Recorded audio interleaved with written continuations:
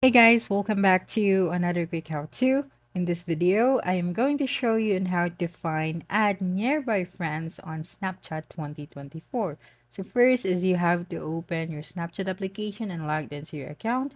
Now just click on your profile picture at the top left corner of your screen and then you'd be directed to this page. Now just scroll down and find the Snap map. So just click on this sharing location option, then the map will open. Now right here at the top, just click on the search icon and then type out the location that you want to discover. So for example, Philippines, and right here, below, you'd be able to see the different snaps in that specific location. So assuming that this is your location and you want to add your nearby friends, so you just have to click on one of their snap and then click on their profile picture.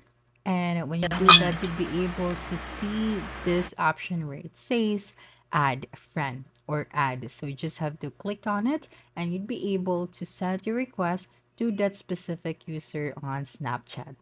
So that's a wrap. Don't forget to like, subscribe, and hit the notification bell for more quick how-to videos next time.